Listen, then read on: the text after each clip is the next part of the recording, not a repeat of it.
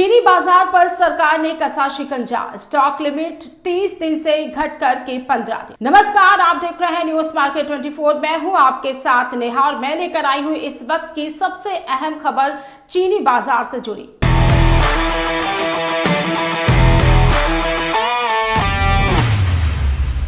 ये तो आप सभी जानते हैं कि इन दिनों चीनी के जो भाव है वो आसमान छूते हुए नजर आ रहे हैं और इसी को देखते हुए भारत सरकार ने चीनी पर स्टॉक सीमा का महत्वपूर्ण आदेश जारी किया है। सरकार को ऐसा कदम क्यों उठाना पड़ा है, अब जरा ये भी जान लेते हैं। दरअसल देश में चीनी की बढ़ती कीमतों और सप्लाई को लेकर भारत सरकार का रुख अब चिंताजनक बना हुआ है, जिसके चलते इसी चिंता के बीच केंद्र सरकार ने अब चीनी कारोबारियों के स्टॉक पर और सख्ती कर दी है। सरकार ने नया स्टॉक होल्डिंग नियम जारी किया है, जिसके तहत हर महीने 10 मीट्रिक टन, इसका मतलब कि 200 बोरा से ज्यादा चीनी का कारोबार करने वाले डीलर अब ज्यादा से ज्यादा 15 दिन की बिक्री के बराबर ही स्टॉक को रख सकेंगे और ये नियम सभी पर लागू होता है। यहाँ सबसे बड़ी बात यह है कि इससे पहले सरकार ने स्टॉक रखने की सीमा 30 दिन तय की थी, लेकिन अब स्टॉक की सीमा को सीधे आधा कर दिया गया है, यानी कि 30 दिन से 15 दिन कर दिया गया है। आपको यह भी बता दें कि जो नए नियम है वो 1 सितंबर 2026 से लागू होगा और 30 नवंबर 2026 तक प्रभावी रहेगा और इसकी सबसे बड़ी वजह है चीनी की लगातार बढ़ती कीमतें। करीब पिछले एक महीने में घरेलू बाजार में चीनी के दाम लगभग 10% तक बढ़ चुके हैं और कीमतें रिकॉर्ड ऊंचे स्तर के आसपास पहुंच रही हैं।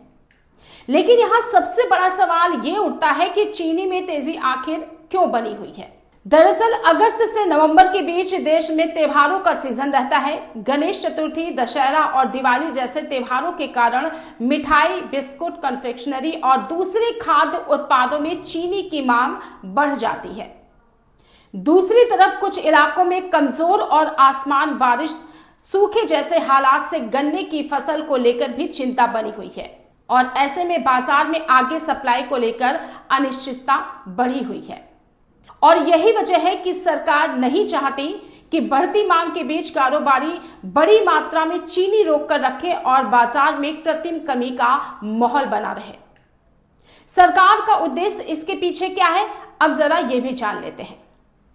दरअसल जमाखोरी और सट्टेबाजी पर रोक लगाना, बाजार में चीनी की उपलब्धता बनाए रखना और उपभोक्ताओं को उचित कीमत पर चीनी उपलब्ध कराना ही सरकार का उद्देश्य है। लेकिन अब अगर हम बाजार के नजरिए से देखें तो ये खबर चीनी के लिए फिलहाल मंदी या मुनाफा वसूली का संकेत दे रही है, क्योंकि स्टॉक लिमिट कम होने से डीलर्स पर ज्यादा माल लंबे समय तक रखने का दबाव कम होगा। जिन कारोबारियों के पास जरूरत से ज्यादा स्टॉक है उन्हें अपनी होल्डिंग घटानी पड़ सकती है। इससे निकट अवधि में बाजार में अतिरिक्त बिक्री देखने को मिल सकती है। हालांकि दूसरी तरफ त्योहारी मांग और सप्लाई को लेकर चिंता चीनी बाजार को पूरी तरह कमजोर भी नहीं होने दे सकती है। और यहाँ एक और बड़ा फैक्टर है, सरकार बढ़ती कीमतों पर लगाम लगाने के लिए सीमित शुल्क मुक्त चीनी आयात की संभावना पर भी विचार कर रही है। अगर सरकार आयात की अनुमति देती है तो घरेलू बाजार में सप्लाई बढ़ सकती है और कीमतों पर दबाव बन सकता है। यानी फिलहाल चीनी बाजार में तस्वीरें दो तरफा है।